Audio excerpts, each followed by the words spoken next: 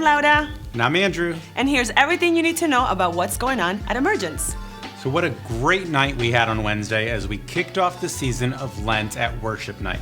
For all of you who were there, it was so great to come together and praise Jesus. Yes, and if you missed it, we want to fill you in on everything we shared that Wednesday night, and trust me, there was a lot. In a few minutes, Pastor Ryan is going to share about our challenge during this season of Lent to pray and prepare.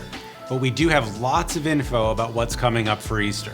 So first, we got a big day planned for our kiddos. The Easter extravaganza is back, and I am so excited. It's Yes. gonna be so much fun.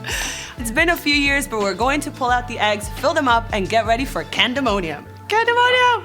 Nice. I like that. So here are the details. It's happening Saturday, April 1st, and that's no April Fool's Yolk, from 10 a.m. to noon at the Ringwood campus. So kids 10 and under, come on out, bring your friends. There's a giant Easter egg hunt along with activities and games. And unlike in Totowa, Ringwood has actual grass, so it's going to be a blast. Mark your calendars and get on inviting. That week starts with a great time of fun, and then we get to focus in together on the real heart of it all, the love of Jesus and his work for us. We'll be gathering in Totowa on Good Friday this year for a reflection and communion service. Good Friday is April 7th, and we'll have 3 different services where both of our campuses can come focus on the cross together. So choose from 4:30, 6, or 7:30 to join together for worship. Yes, and we want to prepare our hearts well on Good Friday to really understand the reason why we're celebrating. And of course, on Easter Sunday, that's exactly what we're going to do. We're going to celebrate the risen Jesus. That's right. We have 6 services across 2 campuses that day, 8, 9:15, 10:30, or 11:45 in Totowa, and 9 and 10:30 a.m. in Ringwood. Yeah, so be praying for your family, your friends, your co-workers, your neighbors, that this year will be a great year of life through what gets proclaimed on April 9th on Easter Sunday. That's right. To help you get the word out and share with those around you, we'll once again be getting you a great tool to invite those you love. That's right, it's almost time to mug your neighbor. Yes, and for those of you who don't know, that means you give a mug to a neighbor with some goodies inside, and you invite them to Easter. We aren't actually mugging people, okay? So don't resort to violence, just pick up your mug on March 12th and get the word out. That's right. That was a lot, but it's a lot to look forward to. So let's keep on loving Jesus, loving people, and plowing a counterculture.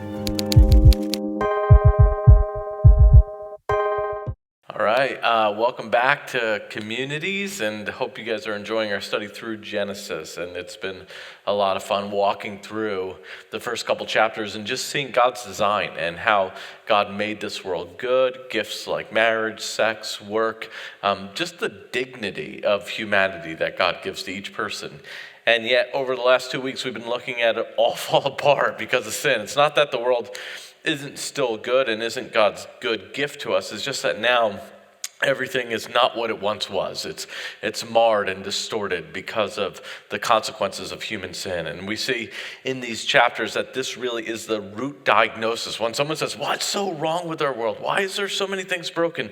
The root diagnosis is underneath it all is the reality that we've sinned and our relationship with God is in fact broken. And it's fascinating. Today we see just the response to that sin between Adam and Eve.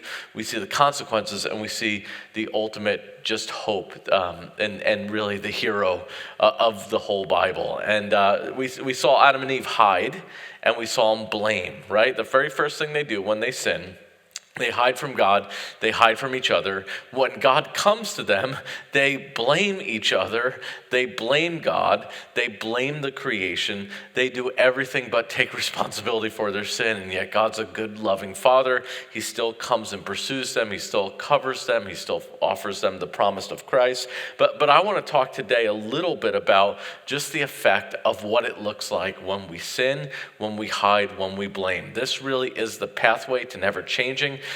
This really is the pathway to addiction.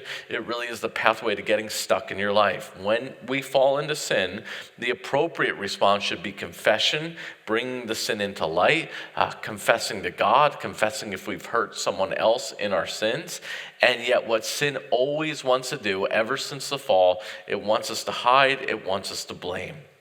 wants us to blame everything from our, education to our parents to the difficult day we're having, the fact that we were hungry or didn't get enough sleep. And yet we never know the grace of God. We never truly get free when we're blaming God, when we're blaming others, when we're blaming circumstances for our sin. Maybe just good discussion. Where do you see people hiding in our culture? Where do you see people blaming in our culture? How is this world actually training us to hide from God and blame everything but ourselves? And maybe for yourself, what's more tempting for you, to hide or to blame? And then if you're really honest, when was a time where you came out of hiding, you stopped blaming, and it resulted in profound change in your life? And so hope you guys have a great discussion and look forward to hearing how it goes.